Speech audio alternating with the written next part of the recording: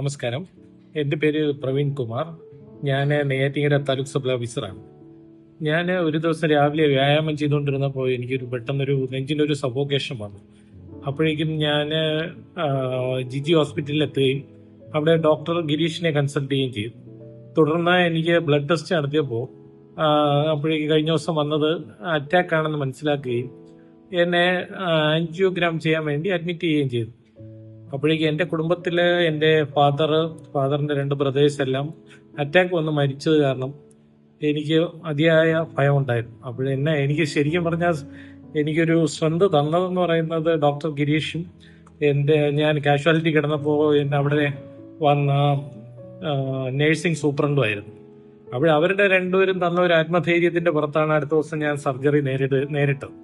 കൂടാതെ കാത്ത് ലാബിൽ ഉണ്ടായിരുന്ന സ്റ്റാഫുകളും വളരെ നല്ല നമുക്കൊരു മെന്റൽ സപ്പോർട്ട് തന്നു. അപ്പോഴെനിക്ക് അത് ഓവർകം ചെയ്യാൻ പറ്റി. അപ്പോഴെനിക്ക് അന്ന് ആൻജിയോഗ്രാം ചെയ്തു 4 ബ്ലോക്ക് ഉള്ളതായി കാണാൻ പറ്റി. തുടർന്ന് അന്നേ ദിവസം തന്നെ മൂന്ന് ബ്ലോക്ക് നീക്കുകയും പിന്നെ അടുത്ത 1 ബ്ലോക്ക് 1 മാസം കഴിഞ്ഞ് ചെയ്യാമെന്ന് ഡോക്ടർ അഡ്വൈസ് ചെയ്തതിന്റെ അടിസ്ഥാനത്തിൽ അന്നേ ദിവസം കഴിഞ്ഞ് പിറ്റേ ദിവസം എന്നെ ഡിസ്ചാർജ് ചെയ്തു. വീണ്ടും ഞാൻ ഡോക്ടർ പറഞ്ഞ കറക്റ്റായ മെഡിസിൻസും ഡോക്ടർ അവിടുന്ന് ഡയറ്റീഷ്യൻ പറഞ്ഞ അതേമാതിരിയുള്ള എല്ലാ ആഹാര ക്രമീകരണങ്ങളും നടത്തി. അത് കഴിഞ്ഞതിന് ശേഷം പിന്നെ വീണ്ടും 1 മാസം കഴിഞ്ഞ് അഡ്മിറ്റ് ചെയ്തു.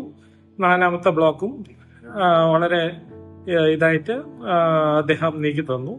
ഇപ്പോൾ എനിക്ക് ആൻജിയോപ്ലാസ്റ്റി കഴിഞ്ഞതിന് ശേഷം ഏപ്രിലാണ് കഴിഞ്ഞത്. ആൻജിയോപ്ലാസ്റ്റി കഴിഞ്ഞതിന് ശേഷം ഇപ്പോൾ 5 മാസത്തോളമായി. ഇപ്പോൾ ഞാൻ എൻ്റെ എല്ലാ റെഗുലർ വർക്കുകളും ചെയ്യുന്നുണ്ട്, ഓഫീസിൽ പോകുന്നുണ്ട്. കഴിഞ്ഞ ദിവസം ഞാൻ തിരുപ്പതി വരെ യാത്ര പോയി 3 ദിവസം യാത്ര പോയിട്ട് വന്നതാണ്. ഇപ്പോൾ ഞാൻ പെർഫെക്റ്റ്ലി ഓൾ റൈറ്റ് ആണ്. അപ്പോഴേക്കും ആൻജിയോപ്ലാസ്റ്റി ചെയ്യണമെന്ന് പറഞ്ഞാൽ ആരും തന്നെ ഒരു ഭയപ്പാട് വേണ്ട. വളരെ നല്ല ടീമാണ് ജിജി ഹോസ്പിറ്റലിലുള്ളത്. ഡോക്ടർ ഗിരീഷ് വളരെ ഒരു ഫ്രണ്ട്ലി അഫക്ഷനായ ഒരു ആളാണ്. അപ്പോഴേക്കും ഈ ജിജി ഹോസ്പിറ്റലിനോട് ഉള്ള എൻ്റെ നന്ദിയും കടപ്പാടും അവിടുത്തെ സ്റ്റാഫിനോടും ഉള്ള നന്ദിയും കടപ്പാടും ഞാൻ